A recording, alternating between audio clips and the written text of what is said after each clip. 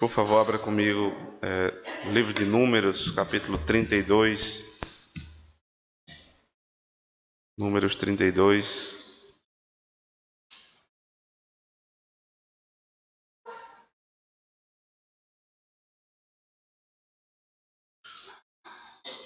Todo o capítulo, vamos ler, verso 1.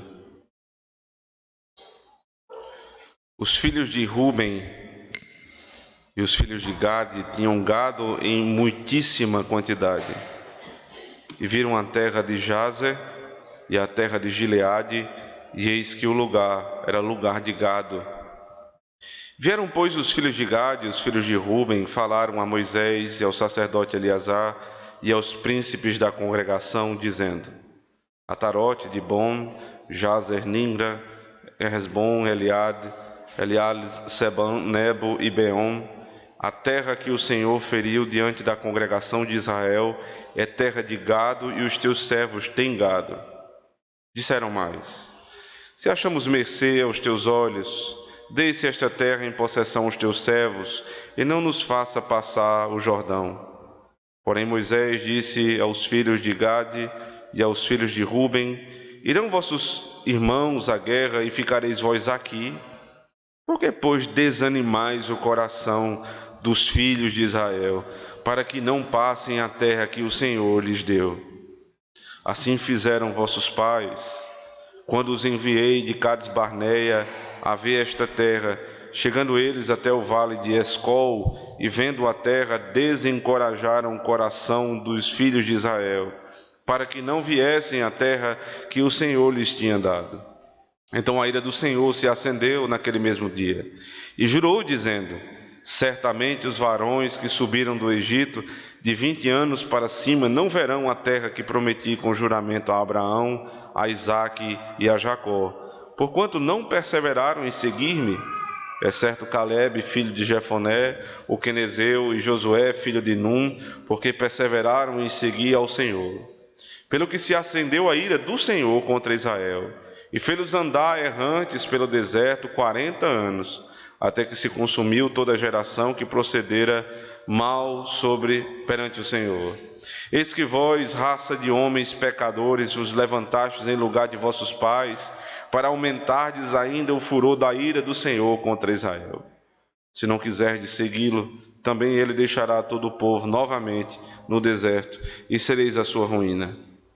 Então se chegaram a ele e disseram: Edificaremos currais aqui para o nosso gado e cidades para as nossas crianças, porém nós nos armaremos, apresentando-nos adiante dos filhos de Israel, até que os levemos ao seu lugar, e ficarão as nossas crianças nas cidades fortes, por causa dos moradores da terra. Não voltaremos para nossa casa, até que os filhos de Israel estejam de posse cada um da sua herança, porque não herdaremos com eles do outro lado do Jordão, nem mais adiante, porquanto já temos a nossa herança deste lado do Jordão, ao oriente. Então Moisés lhes disse: Se isto fizerdes assim, se vos armardes para a guerra perante o Senhor, e cada um de vós armado passar o Jordão perante o Senhor, até que haja lançado fora dos seus inimigos de diante dele, e a terra estiver subjugada perante o Senhor, então voltareis e sereis desobrigados perante o Senhor e perante Israel, e a terra vos será por possessão perante o Senhor. Porém, se não fizerdes assim, eis que pecaste contra o Senhor, e sabei que o vosso pecado vos há de achar. Edificai, vós, cidades, para as vossas crianças, e currais para as vossas ovelhas, e cumpri o que haveis prometido. Então os filhos de Gade e os filhos de Ruben falaram a Moisés, dizendo: Como ordena meu Senhor, assim farão teus servos. Nossas crianças, nossas mulheres, nossos rebanhos e todos os nossos animais estarão aí nas cidades de Gileade, mas os teus servos passarão cada um armado para a guerra perante o Senhor, como diz meu Senhor. Então Moisés deu ordem a respeito deles a Eleazar, o sacerdote, a Josué filho de Num, e aos cabeças das casas dos pais das tribos dos filhos de Israel, e disse-lhes: Se os filhos de Gade e os filhos de Ruben passarem convosco o Jordão, armado cada um para a guerra perante o Senhor, e a terra estiver subjugada diante de vós, então lhes dareis em possessão a terra de Gileade. Porém, se não passarem armados convosco, terão possessões entre vós na terra de Canaã. Responderam os filhos de Gade e os filhos de Ruben, dizendo: o que o Senhor disse a teus servos, isso faremos. Passaremos armados perante o Senhor a terra de Canaã, e teremos a possessão de nossa herança deste lado do Jordão. Deu Moisés aos filhos de Gade e aos filhos de Ruben, e à meia tribo de Manassés, filho de José, o reino de Seom, rei dos amorreus, e o reino de Og, rei de Basã, e a terra com as cidades e os seus distritos, as cidades em toda a extensão do país. Os filhos de Gade edificaram Dibom, Atarote e Aroé. Atarote, Sofã, Jazer e Jogbeá, Bet-Nigrá e Bet-Haran, cidades fortificadas e currais de ovelhas. Os filhos de Ruben edificaram Resbom, Eleale e Kiriataim, Nebo e Baal-Meon, mudando-lhes o nome de Sibma, e deram outros nomes às cidades que edificaram. Os filhos de Maquir, filho de Manassés, foram-se para Gileade e a tomaram e a desapossaram os amorreus que estavam nela. Deu, pois, Moisés Gileade a Maquir, filho de Manassés, o qual habitou nela. Foi Jair, filho de Manassés, e tomou as suas aldeias e chamou-lhes Ravot-Jair. Foi Noba e tomou Akenat com as suas aldeias e chamou Noba, segundo o seu nome. Amém. Vamos orar ao Senhor, irmãos. Ó Deus, nós estamos diante de um texto tão complexo, Senhor, tão longe da nossa realidade aparente, mas ao mesmo tempo tão próximo e tão claro, se o Teu Espírito agir em nosso favor. Espírito Santo, se o Teu Espírito agir no nosso coração nessa manhã, na nossa mente, e nos dirigir, Senhor, nós seremos muito abençoados. Se o Senhor usar o Teu servo, que foi escolhido por Ti mesmo para pregar, e capacitá-lo, Senhor, que benefício será para a Tua casa. Então, ó Deus, tudo o que queremos nessa manhã é Te ouvir. Que o Senhor fale com clareza, que o Senhor fale com profundidade, que o Senhor nos exorte, nos alegre, nos conforte e faça tudo conforme a Tua vontade. Abre os nossos ouvidos, desimpede os nossos olhos, prepara o nosso coração para Te adorar, Senhor, e ouvir as Tuas palavras. No nome de Cristo, aquele que nós queremos ver exaltado no sermão, é que Te pedimos. Amém. Uma das características mais comuns da nossa geração se chama individualismo. O sentimento de coletividade, o sentimento de fraternidade, ele tem se perdido e ele tem dado lugar ao eu. Eu vem primeiro de qualquer outra coisa. Primeiro eu, segundo eu, terceiro eu. E até mesmo quando eu estou em relação com o outro, o que na verdade eu quero dessa relação é para mim. As pessoas se casam dizendo: eu quero casar com fulano porque ele vai me fazer feliz. Veja, o sentido da relação não é o outro, não é o que eu posso fazer pelo outro porque eu amo o outro, mas é o que é que ele pode fazer por mim. É uma relação interesseira. Os pais que orientam seus filhos para determinadas carreiras profissionais, não pensando no bem do filho. Não é porque ele vai ser um provedor da casa, então eu devo orientá-lo para tais e tais profissões, mas é porque quando eu estiver na minha velhice ele vai me sustentar. Não é pensando no bem do outro, é pensando no meu bem. E assim eu uso a minha esposa, assim eu uso meu filho, assim eu uso minha igreja. Tudo é para o meu benefício próprio. Como é que vai a igreja? Eu não sei. Como é que vai o pastor? Não sei, não tenho ideia. Como é que vai, né, o meu irmão que senta do meu lado? Eu não faço ideia de como ele vai. Não é da minha conta. O que importa é que a pregação tocou o meu coração. É que essa igreja faz bem para mim.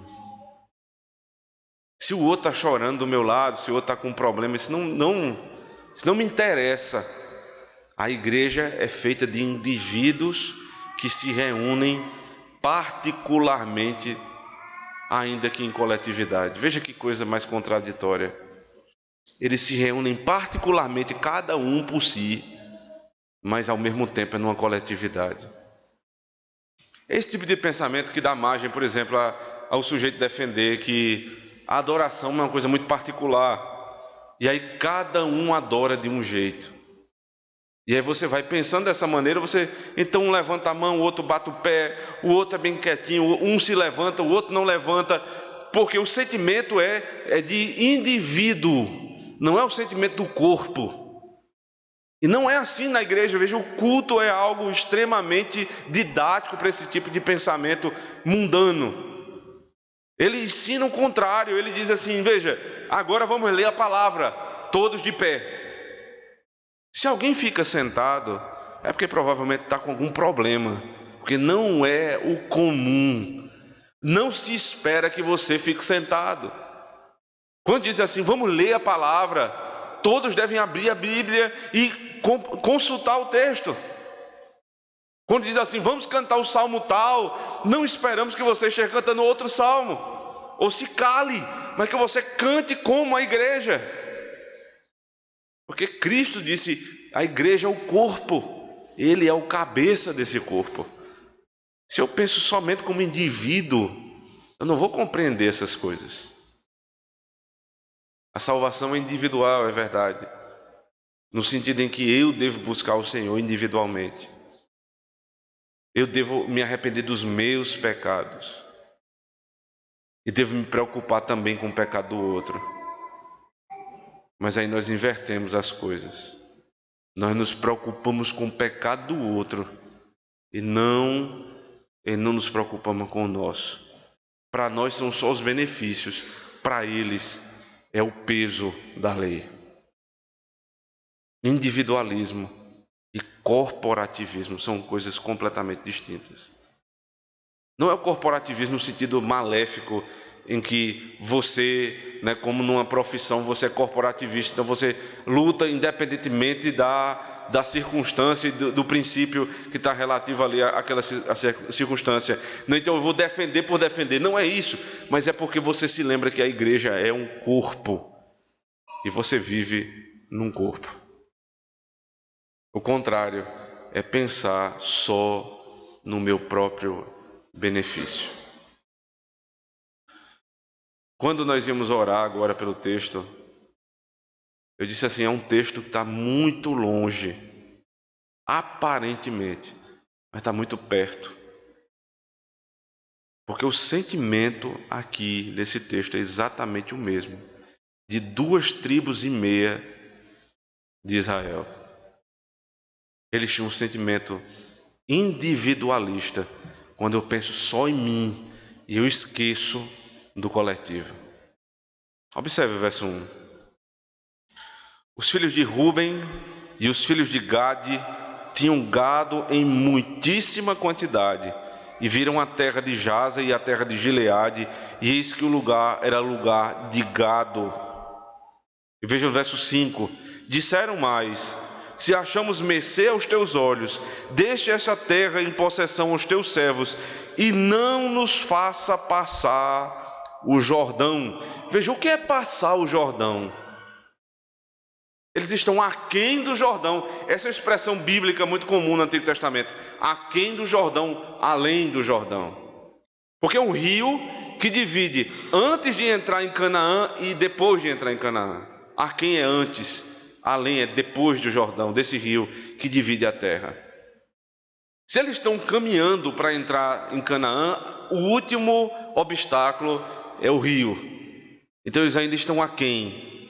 A terra que eles possuíram agora, veja, depois de orarem por isso, depois de votarem por isso e sacrificarem por isso, antes de dar o primeiro golpe na possessão da terra, agora eles possuíram a primeira terra, mas ainda aquém do Jordão. Eles olham para aquela terra, que ainda não é a terra da promessa, e eles dizem: veja só, nós temos muito gado, né? Os motivos aqui a gente não sabe, porque essas tribos têm muito mais gado. Parece que durante o período do deserto eles cuidaram melhor do rebanho, e esse rebanho foi crescendo, e agora é um gado, né? um rebanho enorme, e eles dizem: veja só, essa terra é boa de gado, então é boa para nós. Eles esqueceram da promessa quando eles passaram a olhar para a circunstância. Eles deixaram de ser governados pelas promessas para serem governados pelo que viam. Ora, o autor da carta aos Hebreus, quando ele vai falar sobre a fé, no capítulo 11, ele cita, né, várias circunstâncias da fé, e depois ele diz assim: porque nós que somos como Abraão, aguardamos uma cidade, né, que nós não vemos ainda, mas da qual o arquiteto e construtor é o Senhor. Então veja só, o que é a fé? É a certeza de coisas que se esperam, a firme convicção de fatos que não se veem. Não são ilusões, são fatos. A questão é que eu não vejo, mas eu creio por conta da promessa. Ele diz: as coisas que foram criadas, nós sabemos que foram criadas pela palavra de Deus, porque é assim que a palavra de Deus revelou. O que é que ele está dizendo? Tudo que você vê, você crê que foi criado daquela maneira, porque Deus disse. Eu creio na criação em 6 dias, porque Deus disse que foi assim, Ele tem poder para fazer. Então, se eu creio no passado, que Deus fez no passado com a força da sua mão, porque eu não vou crer que Ele vai fazer para frente com a força da sua palavra. Eu vou ser guiado pelo que eu vejo, ou eu vou ser guiado pelo que eu creio?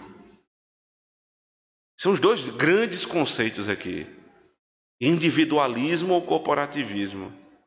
É o que eu vejo ou o que eu creio? Quem governa a minha vida? Um pensamento coletivo baseado na promessa, ou um pensamento individualista baseado no que eu mesmo vejo? Veja o que João escreve na sua primeira carta. Abra comigo, 1 João capítulo 2, verso 16.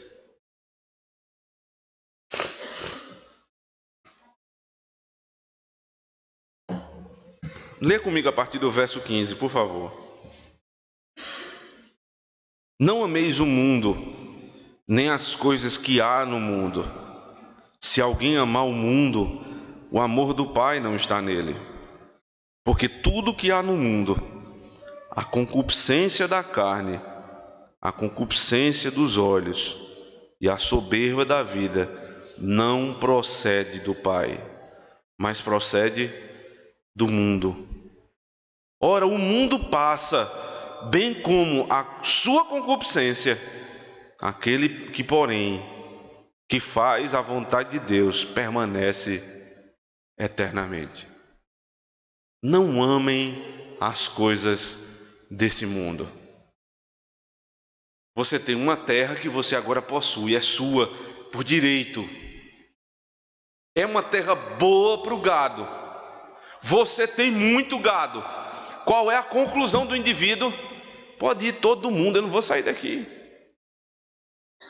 Só que o que é parar aqui? O que é ficar aqui?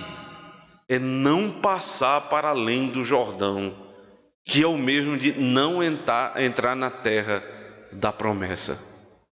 No fim das contas, você está trocando o céu pela terra. E qual é a base desse tipo de tomada de decisão? O que você vê e o que parece ser bom para você.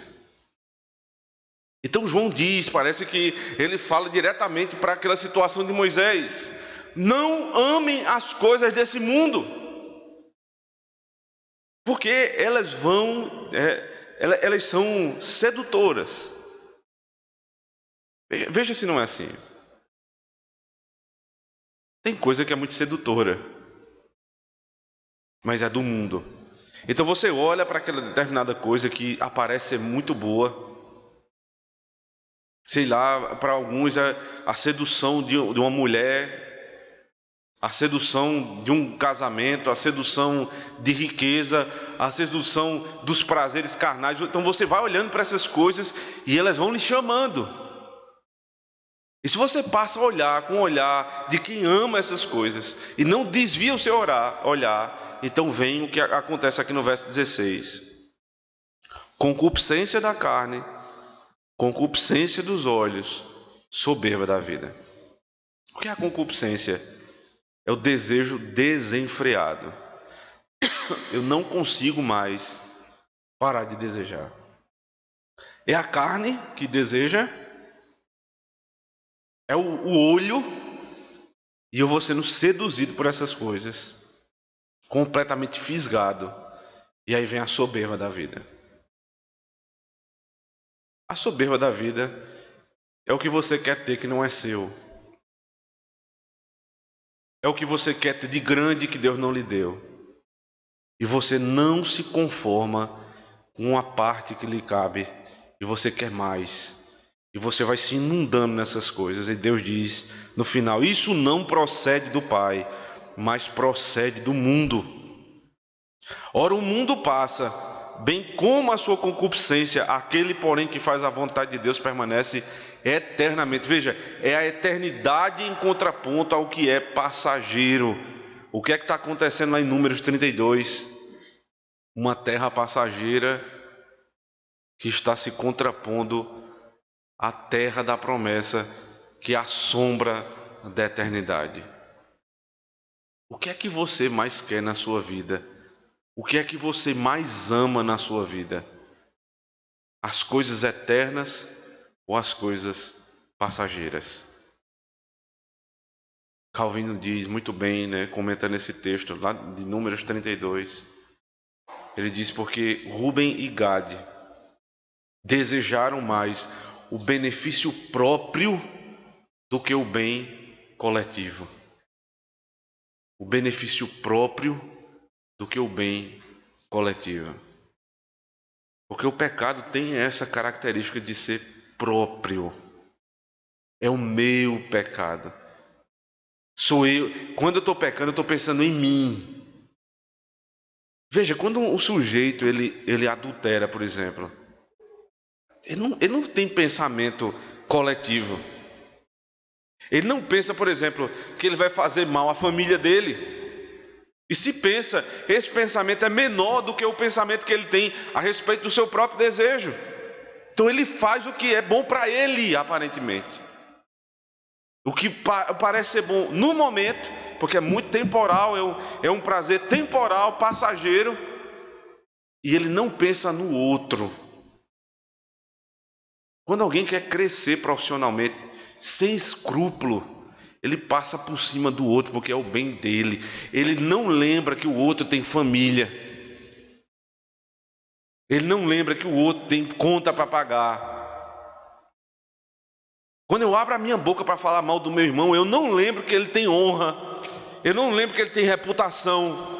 Eu não lembro que ele tem essa honra para lhe dar para os seus filhos. Eu simplesmente falo mal, acabo com a reputação do meu próximo, porque isso faz bem a mim. E eu penso assim, mas eu disse a verdade. É verdade, você tem que dizer, você precisa falar a verdade. Mas a verdade não está dissociada do amor ao próximo. O modo de falar, o jeito de falar. Porque muitas vezes a verdade é só mesmo o desejo que eu tenho de mostrar o erro do outro. Cuidado. Concupiscência da carne, dos olhos e a soberba da vida. Volte comigo lá para o texto de Números 32.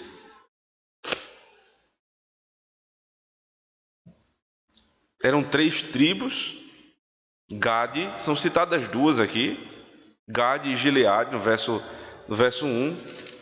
E lá no verso 33, observe comigo. Deu Moisés aos filhos de Gade, aos filhos de Ruben e a meia tribo de Manassés. Ou seja, eram 2 tribos e meia que estavam envolvidas nessa questão. Manassés parece que foi tomado desse desejo depois e embarcou.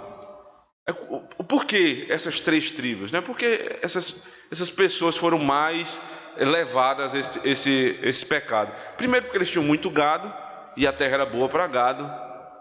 Mas em segundo lugar, por outro motivo muito, muito claro no texto, tanto Gade quanto Ruben, quanto Manassés, eles eram primogênitos das famílias deles. Ou seja, eles eram acostumados a ser o primeiro. Eles sempre foram primeiro em tudo. Ruben, especialmente, era o primogênito dos primogênitos da casa. Então você veja, alguém que é acostumado a ter sempre o primeiro, sentar sempre na primeira fila, sempre ser muito bem requisitado, sempre ter os melhores lugares, não quer ser segundo. Então esse tipo de hábito que vai se criando para quem é primeiro, isso toma conta do coração, isso vai feri-lo quando ele vai ser segundo. Então eles pensaram no gado e eles pensaram na posição. Quem vai tomar conta primeiro da terra somos nós. Nós somos os primogênitos. Nós somos os primeiros. É interessante que a Bíblia diz o contrário, né? Quem quer ser o primeiro vai ser o último. Quem quer ser o maior vai ser o menor. E no reino de Deus, os últimos são os primeiros. O menor é o maior. Quem é o menor no reino de Deus? Ele, na verdade, ele é o maior. Ele é considerado maior. Porque Cristo, que é o primogênito dos primogênitos, se fez nada, se colocou como último, foi amaldiçoado na cruz do Calvário. Mas também foi o primeiro que, depois de provar a morte, ressuscitou e vive. Se você quiser ser o primeiro, você vai ser o último. Se você se colocar como o menor, Deus te fará maior. Você percebe que é o contrário da teologia que é pregada? Você não deve ser cauda, você deve ser cabeça. Você não deve ser o último. Pegando textos bíblicos e colocando de uma maneira completamente invertida. E aí o sujeito começa a ser egoísta, egocêntrico. Não pensa na igreja, não pensa na família, só pensa nele. Boa parte dos nossos irmãos está sendo doutrinado dessa maneira. Então aí as igrejas, elas estão facilitando isso. Porque é o culto para o indivíduo. Aí tem um culto do bebê, aí tem um culto do jovem, aí tem um culto do velho, aí tem um culto do jovem, aí tem um culto do jovem que não aguenta o culto, aí tem não brinque, isso tem na cidade do Recife, existe uma determinada igreja, para nossa vergonha, presbiteriana, que tem o chamado plano B. O que é o plano B? Parece que o plano A deu errado, né? O plano A é o culto no domingo. Aí deu errado, o sujeito não vem no domingo, ele vem na segunda. Aí tem lá sinuca, tem jogos, eles vão conversar, vão citar um texto bíblico, e ali é o culto deles. Porque é o culto para o indivíduo, cada vez mais personalizado. Como você compra uma roupa e faz a sua medida, você tem um culto à medida da idolatria do sujeito. E a igreja deixa de ser um corpo e passa a pensar nos indivíduos da maneira errada. Gade, Ruben e Manassés, somos os primeiros, então teremos a primeira terra. Veja como é que Moisés reage a esse tipo de pensamento, irmãos. Verso 6. Porém Moisés disse aos filhos de Gade e aos filhos de Ruben: irão vossos irmãos à guerra e ficareis vós aqui? Por que, pois, desanimais o coração dos filhos de Israel, para que não passem a terra que o Senhor lhes deu?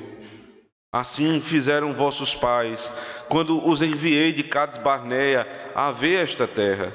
Chegando eles até o vale de Escol, e vendo a terra, desencorajaram o coração dos filhos de Israel, para que não viessem à terra que o Senhor lhes tinha dado.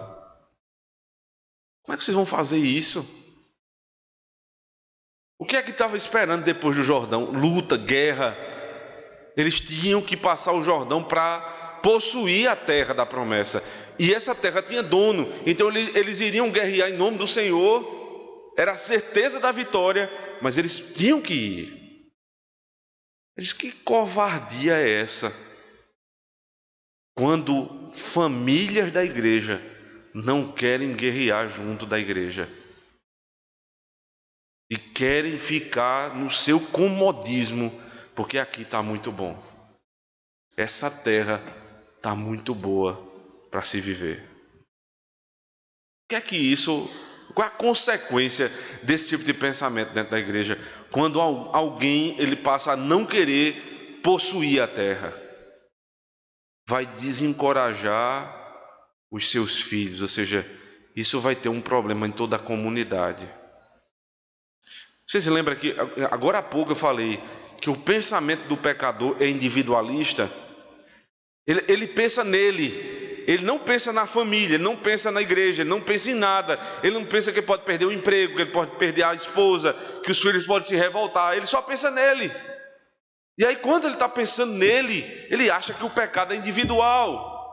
Só que qual é a consequência coletiva? Os vossos filhos vão ficar desencorajados. Qual é a referência que ele tem histórica? Os 10 espias que foram mandados. Lembram-se? E eles voltam, somente 2. Só 2. Dizem, não, a terra é boa. É verdade, lá existem gigantes. Dos que foram, dos 12, 10 voltam assim, dizendo, não tem condição, a terra é muito boa, mas é muito complicado, porque existem homens, né, poderosos lá.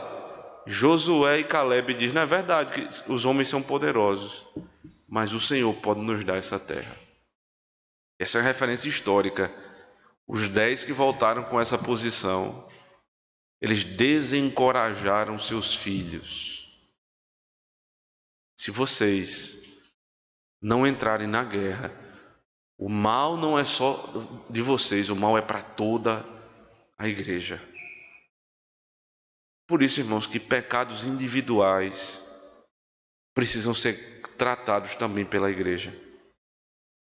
Porque se a igreja não trata o seu pecado como indivíduo, e você é membro de um corpo, você experimente uma unha encravada no seu dedo. Uma unha, eu não estou falando aqui de um câncer, de uma coisa desse tipo. Estou falando de uma unha, daquela unha que realmente fica batendo no seu pé, que você, né, bota o sapato, não aguenta o sapato. Aquilo tira a sua paciência. Você fica irritado, o seu corpo todo sofre por conta de uma unha encravada.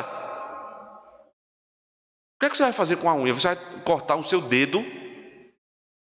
Se for necessário, dependendo da dor, você diz, tire isso de perto de mim. Mas primeiro você vai tratar. Existem pecados que são como unhas encravadas dentro da igreja, que eles estão perturbando a vida da igreja. A gente não sabe o que é, a gente não viu. E veja só, igrejas enormes que crescem em tudo, mas as pessoas não têm paz. Não tem paz. Por quê? Porque os pecados não estão sendo tratados. É uma igreja impura. A impureza não está só no culto, não é essa questão só de liturgia, não. A gente pensa só nisso, né? Que a pureza da igreja está ligada à liturgia também, mas está muito mais ligado com a minha vida em primeiro lugar. Quando um conselho de uma igreja sabe dos pecados dos membros, não trata, se veja naquela situação que Israel vence uma guerra, e aí um único sujeito, resolve trazer uma capa Deus disse: não traga nada desse povo ímpio. Ele esconde uma capa. O mal se alastra em Israel. Sabe quando é que a ira de Deus parou de sobre a congregação?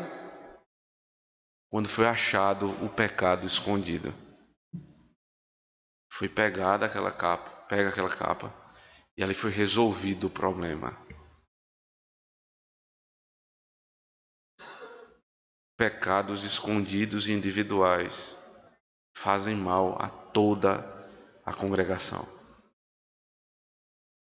Se você não tratar, sua igreja vai sofrer. Lembre-se também de Jonas. Jonas foge de Deus, Jonas não quer saber de ir para onde Deus manda, ele vai para o oposto. Deus diz: vai para Nínive, ele vai para Tarsis. E no meio daquela viagem, alguém diz: tem alguma coisa estranha nesse barco, o que é que está acontecendo aqui? Um pecador que foge de Deus está ali no meio. Um pecado escondido no coração dele fez com que a coletividade sofresse. Moisés diz: não desanimem o coração dos seus filhos. Veja como é que isso pode ser visto também. Como é que isso pode ser visto? A minha covardia em não querer lutar pelas coisas de Deus, a minha covardia em me esconder na minha preguiça, vai desencorajar os meus filhos. Preste atenção nisso. Você estabelece, todo dia de manhã, nós vamos ter culto doméstico. 8 horas todo mundo se acorda e nós vamos abrir a palavra de Deus e nós vamos orar ao Senhor. Aí seu filho acorda, como você mandou, se apronta, vai para a mesa. Aí você acorda naquele dia frio aqui em Campina Grande, você diz: para hoje eu não vou. Aí você diz à sua esposa: não, vá lá, faça você hoje. O que é que seu filho está entendendo? Não precisa cumprir a palavra. Não precisa assim fazer. Não é tão sério assim as coisas de Deus, porque meu pai diz e não faz. Ele não faz. Não é tão sério assim. Chega o domingo, você tem condição de viajar, você viaja. Aí chega a hora do culto, aí você diz assim: vamos fazer o seguinte, nós vamos orar entre nós aqui, a gente vai ler a Bíblia, a gente canta um salmo, porque sempre assim, o pecado é bem piedoso. A gente lê a Bíblia, canta um salmo, e a gente vai para a praia. Aí quando for de noite, quando a gente estiver morto e cansado, né, todo queimado da praia, a gente vai para a igreja. Porque assim a gente dá atenção à família e dá atenção a Deus. Deus não divide a sua glória com ninguém. Você está dizendo a seu filho indiretamente que dá para dividir o prazer carnal com as coisas de Deus. São mensagens, você está passando mensagem para o seu filho. Você que não trabalha, você passa mensagem que trabalhar é uma coisa que não tem muito sentido. Você que não ora, você diz a seu filho, sem abrir a boca: não precisa orar. Você que, né, todo o seu dinheiro que você tem, você gasta com tudo. Seu filho nunca viu você contribuindo na igreja. E nas conversas de casa você sempre diz: rapaz, esse mês não vai dar para entregar o dízimo porque aconteceu um problema. Você está dizendo ao seu filho: o dinheiro é seu, não precisa entregar na casa do Senhor. As coisas de Deus é se der, se não der não faz e acabou. Deus entende. É o Deus compreensivo da maneira errada. Aí lá na frente, aí seu filho se levanta e diz: eu não vou para a igreja não. Aí você vem para o pastor e diz assim: eu criei meu filho na igreja, ele não quer vir mais. Consequência, você desencorajou seu filho. Você tirou o ânimo dele. E agora você vem dizer que ele não quer mais? Agora veja só uma palavra para os filhos. Ele diz assim, verso 8: assim fizeram vossos pais quando os enviei de Cades Barnea a ver esta terra. Aí veja verso 13: pelo que se acendeu a ira do Senhor contra Israel e fez-os andar errantes pelo deserto 40 anos, até que se consumiu toda a geração que procedera mal perante o Senhor. Eis que vós, raça de homens pecadores, vos levantaste em lugar dos vossos pais, para aumentardes ainda o furor da ira do Senhor contra Israel. Seus pais os desencorajaram. Eles têm um pecado deles. Eles vão se ver com Deus e se viram com Deus porque falaram mal do Senhor. Aí ele olha para os filhos e diz: se vocês seguirem o caminho errado dos vossos pais, você está entendendo? Você precisa aprender do seu pai o que é bom. Você precisa entender que a sua alma é diferente da alma do seu pai e de sua mãe. Eles vão pagar pelo desencorajamento. Você vai pagar se seguir o caminho deles. Não é porque lhe desencorajaram que você tem a obrigação de seguir o caminho. Isso está errado. Você precisa olhar para o pecado do seu pai e dizer: não vou fazer assim. Existe um caminho a seguir. Sede santos como o vosso Pai celeste é santo. O Pai que você deve seguir acima de todo Pai é o Pai do céu. Agora, naquilo que o seu pai e sua mãe da terra, eles imitam Cristo, então você faça igual a eles. Se eles estão indo contra o Senhor, observe, não seja tolo, porque você vai pagar pelo seu pecado.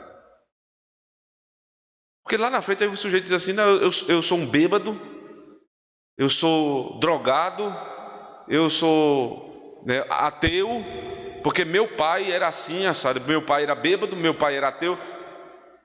Vá dizer isso no inferno. Conte essa história no inferno. Veja se isso vai resolver alguma coisa do seu problema. Chega para Satanás e diga assim: olha, meu pai era bêbado, eu também fui um bêbado, então eu vim parar para o inferno, eu queria ir para o céu.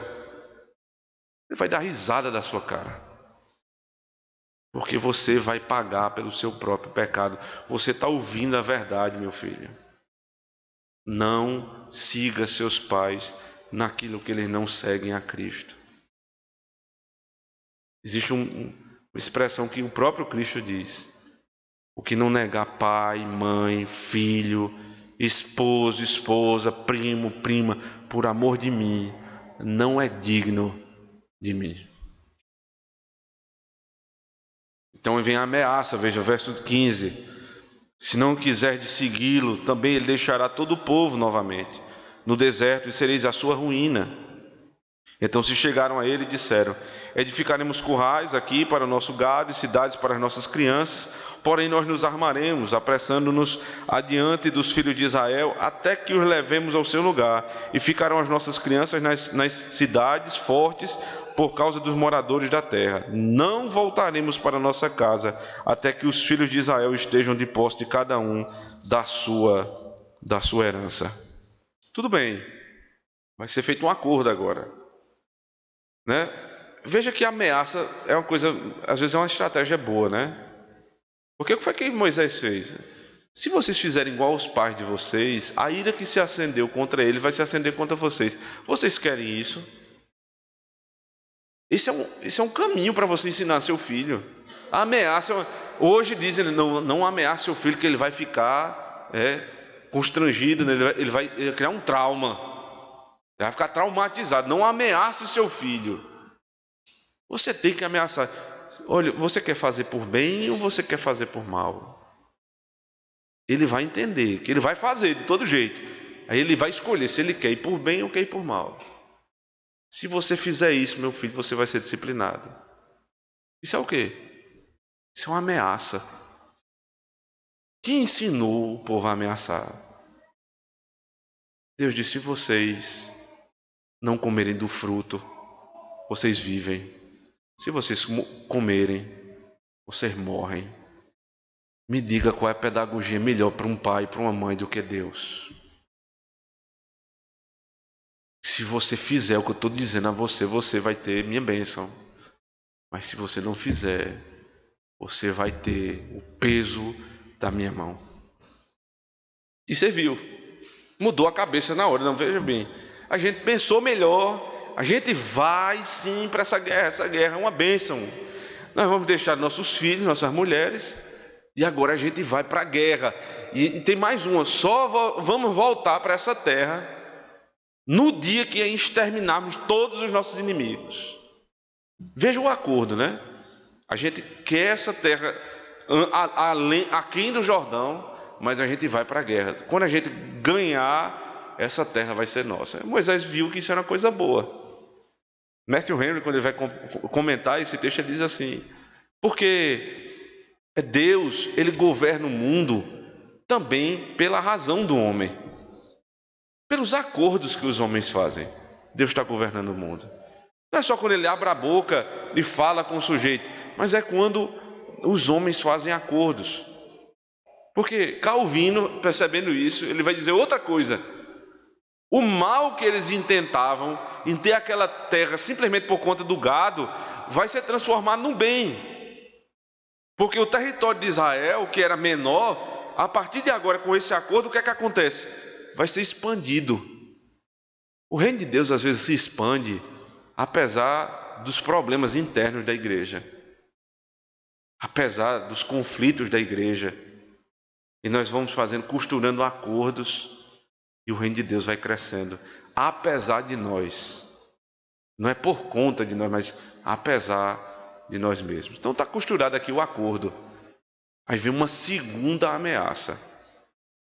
Está tudo acertado, vamos lá. Verso 21. Verso 23, perdão. Porém, se não fizerdes assim, eis que pecastes contra o Senhor, e sabei que o vosso pecado vos há de achar.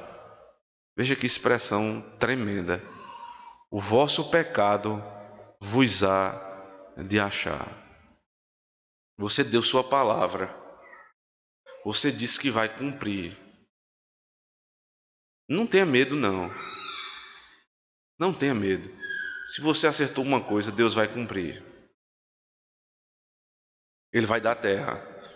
Mas se você pecar, o pecado vai te achar. Pense nessa expressão.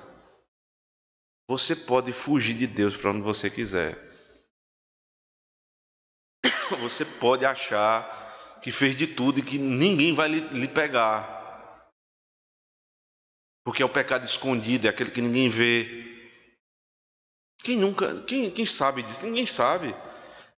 Está no meu pensamento, está no meu coração, ninguém sabe.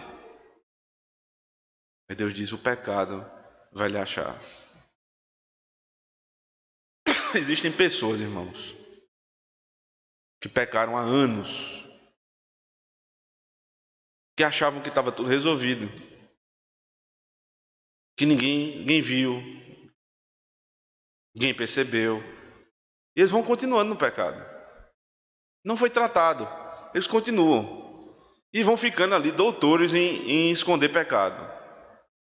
Que o problema deles não é o pecado em si, não é o pecado contra Deus, é contra o que o outro vai saber. Até que um dia, quando você menos espera, o pecado te acha. O pecado vai lhe achar. Se você não confessar o seu pecado, se você não tratar o seu pecado, você pode correr o mundo. Você lembra de Jonas? Fugiu. Você pode subir no monte, você pode se esconder numa caverna. O pecado lhe achará. Só tem uma coisa pior, né? Porque se você pensa que ter o pecado descoberto é coisa ruim, tem uma coisa muito pior do que isso. Não ter o pecado revelado. Aí é uma tragédia. Porque se o seu pecado não for revelado agora, aí você diz assim: veja só, não era tão ruim assim, que Deus foi deixando, e até o ponto que eu estou no fim da vida, continuo no mesmo pecado, nada aconteceu. É um problema. Esse pecado que não foi resolvido agora, que ninguém sabe, e que você permanece nele, ele vai te achar no último dia. Ele vai te achar no dia do juízo. E aí é onde está o grande problema. O que é que você vai dizer diante do Senhor, que sabe todas as coisas? Você esconde do seu pai, você esconde da sua mãe, você esconde do pastor, você esconde até de si mesmo, porque você, vai bloqueando o pecado, nem lhe faz mal, mas Deus está vendo. Até o dia em que você vai se ver cara a cara com Ele. E aí, esse pecado vai ser tratado. Ou você revela, ou você busca ajuda. E é uma vergonha, é uma tragédia. Você, no conselho, a gente vê muitas vezes isso acontecendo. Pessoas que viviam na impiedade secreta, mas no dia que o pecado é revelado, é um constrangimento para quem está ouvindo e para quem está dizendo. Terrível! Mas essa vergonha faz parte, porque ela está ali tratando. É melhor uma vergonha temporária diante da igreja, ou seja, diante do conselho da igreja, do que uma vergonha eterna no inferno. É melhor temporária. Aí você percebe que o sujeito ele vai se escondendo, também diz, quando, quantos casos nós já vimos que quando o pecado é revelado e está ali, não tem como você esconder, é aquilo ali. O que é que ele faz? Ele sai da igreja. Se eu vou para a igreja fulano de tal, lá no bairro, lá não sei de onde, porque lá eu vou me esconder do meu pecado. Deixa eu lhe dizer uma coisa. Ele vai correr atrás de você. Ele vai dar a volta no mundo. Se você se mudar do Brasil, ele vai atrás de você, ele vai lhe pegar. Um dia ele vai lhe pegar. Você não deixa o pecado aqui e vai embora. Você carrega consigo. É melhor parar e tratar. É a única solução que tem. Lembre-se disso. E sabei que o vosso pecado vos há de achar. Última parte do texto, não é necessário ler, eu vou só citar. É justamente o acordo foi feito, eles vão cumprir o acordo, isso vai ser dito lá no livro de Josué. Eles cumprem um acordo e eles vão agora possuir a terra. É só a citação das terras que eles estão possuindo. Eles vão mudando o nome das terras, tirando o nome de ídolos e colocando nomes santos. Até aí parece tudo bem, né? Eles queriam a terra, eles têm a terra. Agora abra comigo, segundo livro de Reis, capítulo 15.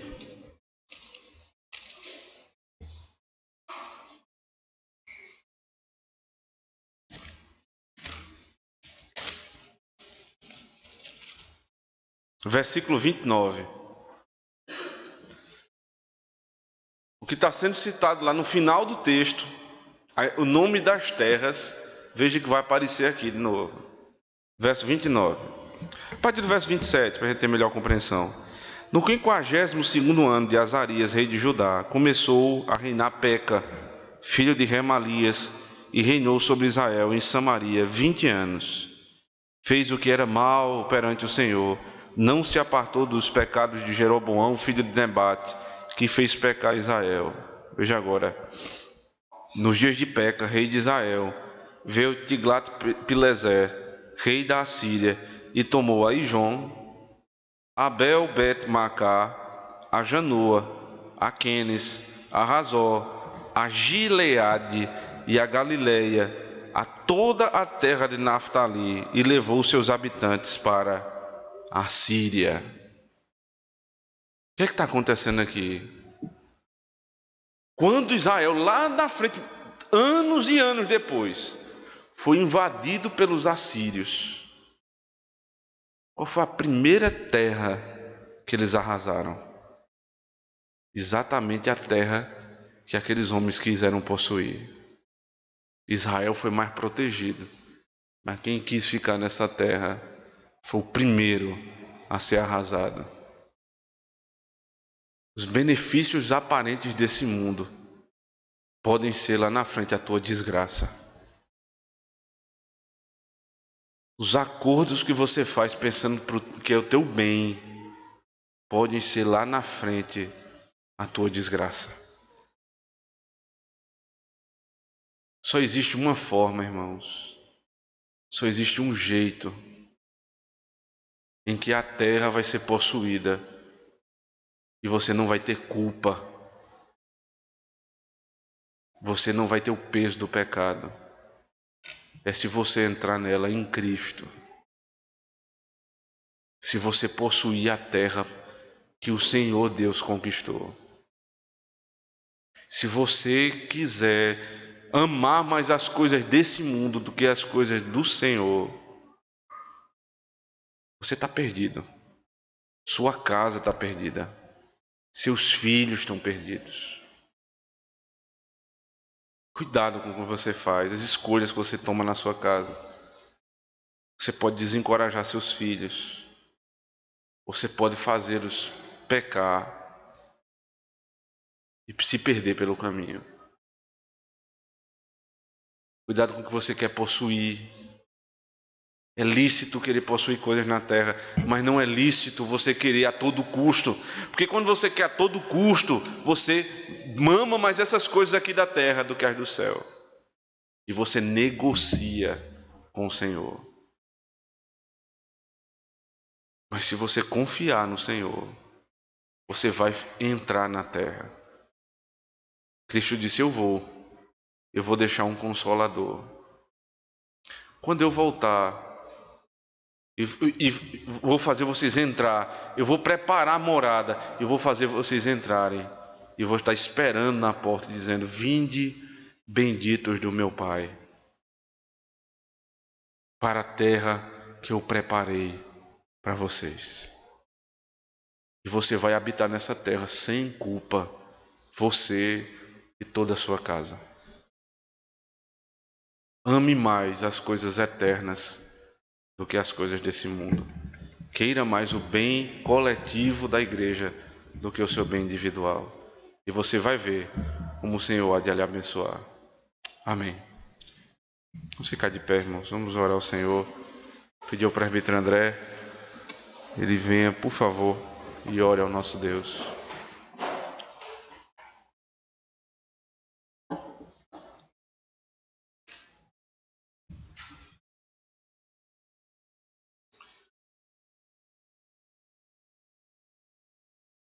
Senhor, como é difícil para nós, Senhor, que vivemos nesse mundo caído.